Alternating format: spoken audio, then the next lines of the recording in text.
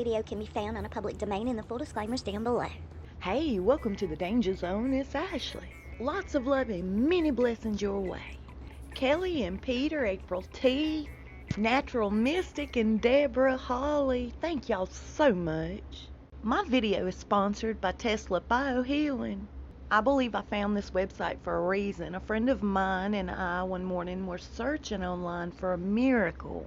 If you have COPD, your stroke, paralysis, dementia, Alzheimer's, terminal cancer, this company provides products that change your entire cellular health for the better to extend your life. It's not only for adults, but it's for children and pets as well. I was so fascinated by their technology and what they provide that I researched it through and through, and I totally believe in this product. Their reviews and testimonials are absolutely impeccable. They offer a money-back guarantee. The link is down below in the description, and if for no other reason but educational purposes, I hope you check it out. Kate was doing her royal duties on International Women's Day while Harry and Meghan were fabricating stories crying to OPRAH about everything they've had to give up. I think I've mentioned this many times in the past. I'm really good at reading people. It's been a blessing and a curse throughout my life, but it's just something I can do. My mom's better than I am. I found it insulting when she came out saying she had a miscarriage. I didn't buy into it. I didn't believe it, especially after I found out they were not invited to write that article. They paid for that page and posted what they wanted to, and it just happened to have been all about her personal miscarriage. And for a couple of people that just are super desperate to stay private, I felt that was so weird. You and I would have never known about her quote-unquote miscarriage had they not gone through the trouble to share it with everybody. And now that I've had a couple of days to stew over the fact that she whipped out the mental health card, I'm quite irked about it. I'm even more insulted. They pick subjects that are too risque. They know people are not going to come back on them for it. And that's safe for them, and that's their way of staying in the headlines. Attention grabbing. So Oprah's saying that nobody got paid as a result of this interview. I totally don't buy it. Somebody's not telling the truth here. This interview generated millions and millions of dollars. Ass, gas, and grass. Nobody rides for free, Oprah. I've watched this interview several times via DVR since Sunday, and I'm going to tell you, there's some big time lies going on in my opinion. One of the biggest lies that she told was the fact that she didn't know anything about the royals, especially Harry. She said it fast and low toned, but I picked up on it that she had known Eugenie prior to even meeting Harry. I'm sure Eugenie's daddy introduced them on an island, a boat, somewhere. I especially loved the fact that she deeply curtsied to the Queen to show her respect. I'm curious if her curtsy for the Queen was as deep as it was for Charles on the last royal outing she had. Now, if we're to believe everything Harry and Meghan said in the Oprah interview, by this time Charles cut them off. No more. No money, no protection.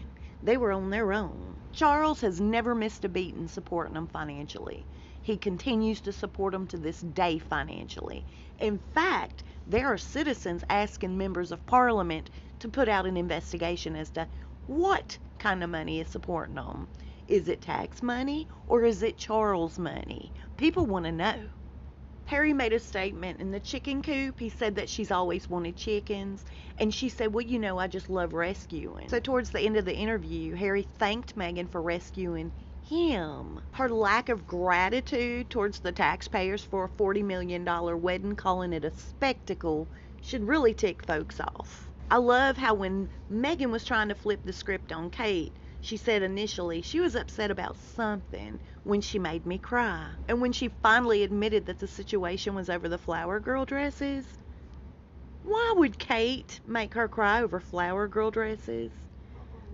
Kate's not the bridezilla, Meghan was. It was Meghan that asked for an additional budget to change the smell of the entire church. She was anal about the smell of the church, and she was anal about the egg and the cake. So do you think it was really Kate that was complaining about the dresses? Then the truth slips out. Meghan says negate it. They wouldn't let her because she's a good person. talking about Kate. Good people don't make others cry on their wedding day or right before. And here's where she started attacking the Royals hardcore regarding her race. Oprah asked her, are you concerned about being a mixed race in this family? She said, I thought about it because they made me think about it. It's everybody else's fault but her. But then she contradicts herself. Oprah asked her a question about her relationship with Kate and the rest of the family. She said, I think everyone welcomed me. So which is it, Megan? They make you think about you being mixed race, or they welcomed you? And here's how far up in the clouds Megan and Oprah have their heads. Megan said this lockdown can certainly allow people to relate to her loneliness in the royal family. And Oprah totally agreed. Are they out of their minds? How in the world could they possibly compare their lives on lockdown to anybody else's? The average family doesn't have a huge swimming pool living on the beach playing on tennis courts. People lost their jobs and family members, their homes. What's changed for them? Nothing. How can they compare their loneliness sitting from their mansion and castles to everybody else's? It makes no sense. Harry said that he had 2 conversations with his dad and he stopped taking his calls.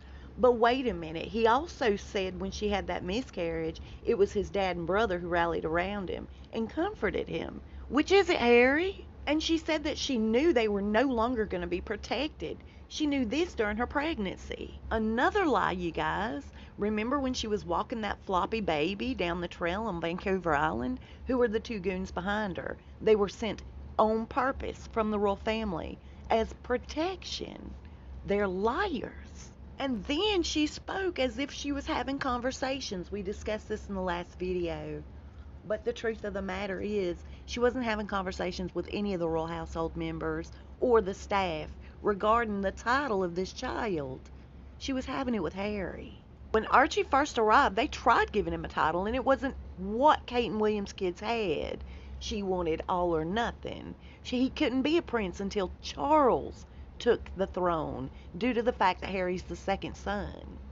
She knew this before Archie's arrival. She was having huge problems about it. And I felt it was just another game they were playing when they said that somebody was talking about the color of Archie's skin.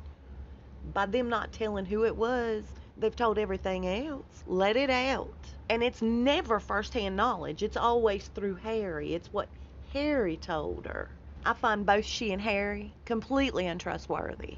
And as far as her leaving to find help for her mental issues, she didn't have to leave. They have doctors on staff. And by Harry saying they don't talk about that kind of stuff in the family, that's not how they roll. He spent time in institutions in his past for mental health issues. What did he do? Send a smoke signal? And they did use certain words in this interview, such as trapped. Oprah said that to Meghan, and Harry said that about himself, as well as his dad and his brother. Trapped.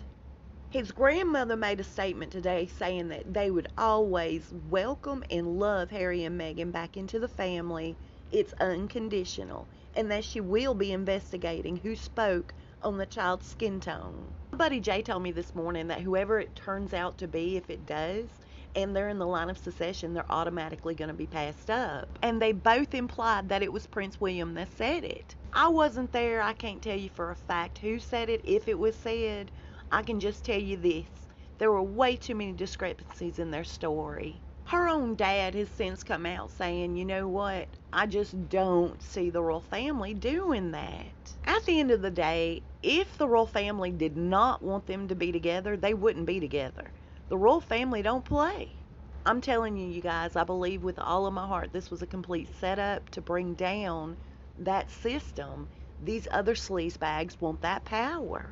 They've been going after it behind the scenes for years. Look at Biden. He's come out since saying that it took courage for the couple, and he pledges his allegiance to them. He doesn't even know what day it is. How does he have any skin in the game? He needs to put his allegiance towards the Velcro company for allowing him to wear shoes without the confusion of laces. And now the BLM leaders are going after the royal family, saying they don't value black lives. Hillary Clinton weighs in on what happened. She just thinks it's despicable about the royal family. Don't tell me this isn't a setup, y'all. All sorts of nasty people are backing Meghan and Harry and this story that they've concocted, in my opinion. Piers Morgan ended up leaving his job at Good Morning Britain over it. For what? Telling the truth as he sees it? Isn't that his job? Piers, man, you should have totally stayed. They would have had to fire me. Isn't it weird how they don't look at social media? They don't know anything that's going on online, yet they're complaining about the censorship needing to happen. Not to mention the timing of this last family photo after everybody complained about, hey, where's Archie in their pregnancy announcement? Poof, here he is. Want to call it a picture of him? We don't know who that is. It really looks like that thing that she had hanging off her chest when she was walking with her paid security. It sure looks about the same size, or else this child doesn't really grow. And I noticed his hair color's super dark now. And it had fading spots in it, or bald spots one. Almost looked like they had dyed his hair and his roots had grown out. A lighter shade. It's really weird.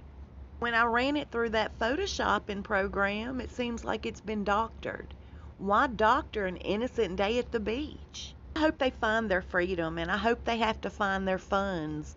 I want them completely cut off. I'm tired of the games they play. They're involved in some nasty stuff, and I'm afraid we're all about to see it. I hope you're having a good day today. I'll see you soon and we'll talk fast. Y'all please stay safe and be blessed.